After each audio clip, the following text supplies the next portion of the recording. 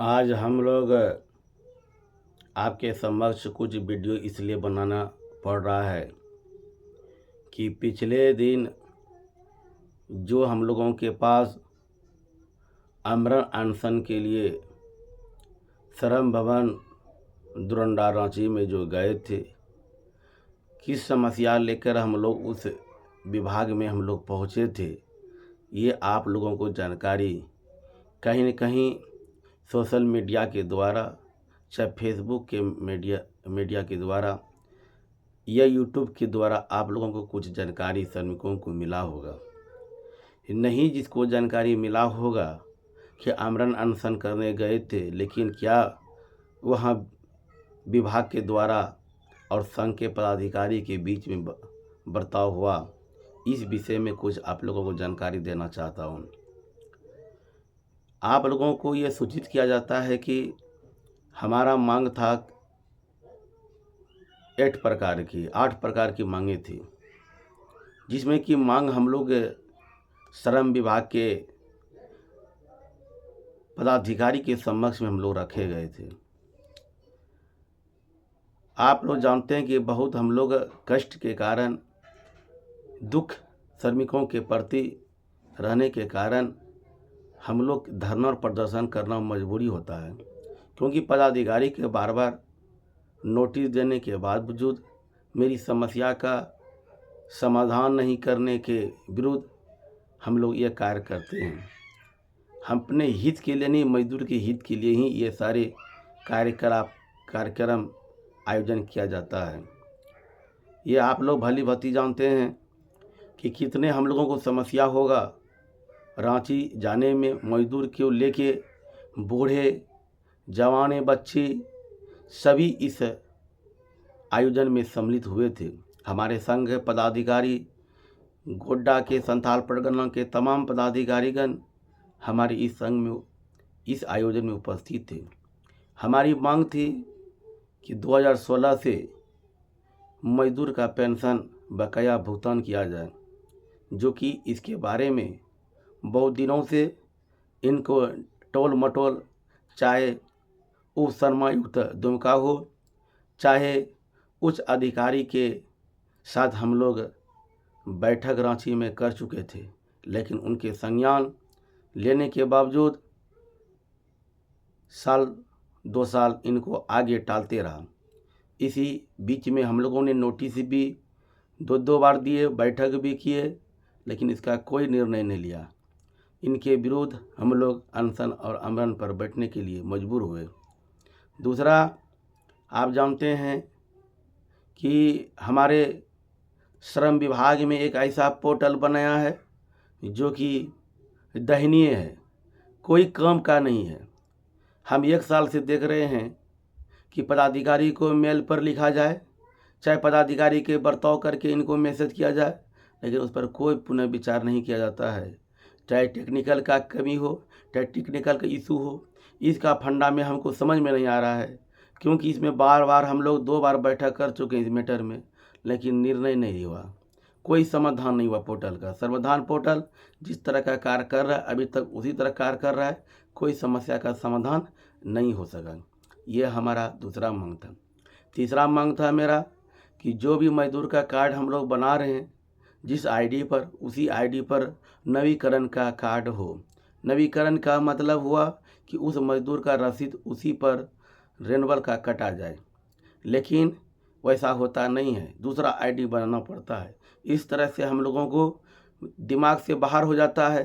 Register maintenance करने में किसी तरह का, मैसेज में किसी तरह का लिखने में दिक्कत हो जाए तो वह फिर पुनः परेशानियों का झेलना पड़ता है। इसलिए हमने कहा उसी आईडी पर नवीकरण का क्रियाकलाप उसमें ही पोर्टल पर जोड़ दिया जाए। यह हमारा तीसरा था। चौथा मेरा था कि 110 रुपया के जो मजदूर के BOCW को लेबर कार्ड बनाने में, जो निर्माण मजदूर का बनाने में हम लोग को जो खर्च लगता है, सहायता शुल्क जो विभाग के द्वारा किया जाता है, उसको हटाया जाए। यह उनको 5 वर्ष के लिए एक बार ही मुफ्त लिया जाए, ताकि मजदूर को परेशान नहीं हो, हम लोगों को भी परेशान नहीं हो उसको कटाने में। 4 हो गया। 5वां मेरा मांग था कि मज़दूर के बीच में कि हमारा जो विभाग के साथ जितनी भी योजनाएं चल रही है वो योजनाएं समय पर मिले, समय पर दिया जाए, अन्यथा इस तरह का मज़दूर के हित में काम होता है तो दुख होता है। हमारे मांग भी थी कि मज़दूर को जिस तरह का सभी को सहायता शुल्क विभाग के द्वारा दिया जाता है मुआवजा के रूप में, वो हमारे संघ के पदाधिकारी को भी दिया जाए। दूसरी, आप ये भी जानते हैं कि अभी वर्तमान में हमारे बीच में नया नियम आया है कि जिसका मृत्यु हो गया है तो उसको आश्रित प्रमाण पत्र बनाना अनिवार्य होगा, तभी आपको हम मृत्यु लाभ देंगे और पारिवारिक पेंशन। इसका विरोध हम लोग मांग किए थे कि आपके कार्यालय में जब किसी भी मजदूर कार्ड का निबंधन कराते हैं तो उस मजदूर के साथ नॉमिनी को नाम जोड़ा जाता है और उसका अकाउंट भी जोड़ा जाता है। जब इस तरह का समस्या टोटल कार्यक्रम पहले ही हो जाता है तो फिर वो आश्रित किसी के परेशान करना क्यों ज़रूरी है। या आपको लगता है कि इस मैटर में किसी पंचायत के प्रतिनिधि को दे दिया जाए क्योंकि वह जानते और पहचानते हैं उस क्षेत्र को, तो यह देने का मांग हम लोग रखे थे। हम लोग इसका ये भी मांग रखे थे कि मृत्यु विवाह लाभ के लिए वह मजदूर को रजिस्ट्रार के पास दौड़ना पड़ता है, उसके पास उनको शपथ पत्र बनाने के लिए चक्कर कोर्ट में लगाना पड़ता है। इसको चक्कर को रोका जाए और उसी को पंचायत के प्रतिनिधि को दिया जाए या पंचायत के कर्मचारी को ताकीद दे दिया जाए, आपका जो ये कार्यक्रम आपका विभाग का हो सके। ये सारे हम लोग मांग रखे थे विभाग के पास। सारी समस्याओं को विभाग ने बहुत भली भांति से समझे।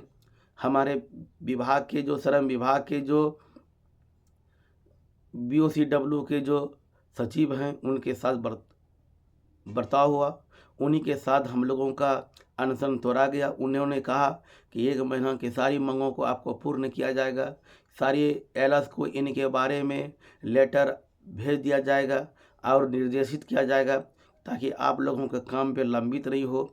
हमने इस चीज़ को बार बार कहा कि सर आपके माध्यम से श्रम विभाग के द्वारा सर्व जागरूकता अभियान में आप लोग मेरे संघ के पदाधिकारी ने बढ़ चढ़ के भाग लिया और वहां पर पहुंचने के बाद एक भी मजदूर का निबंधन नहीं हो सका, इसलिए क्योंकि पोर्टल के जो खिलाफ जो कार्यक्रम पोर्टल का जो समस्या है वह समाधान ही नहीं हो रहा है। तो मजदूर के बीच में जाए तो जाए कैसे, उनको क्या हम समझाए। निबंधन ही नहीं होगा, योजना सिर्फ जानकारी देने से क्या लाभ मिल सकता है। इसके बारे में भी सर को गंभीरता से दिया गया। इसमें पुनः उन्होंने कहा कि हमने 1 महीना के अंतर्गत में सारी समस्या का समाधान किया जाएगा। आशा पूर्ण भरोसा है कि देखने की आगे चलकर क्या होता है।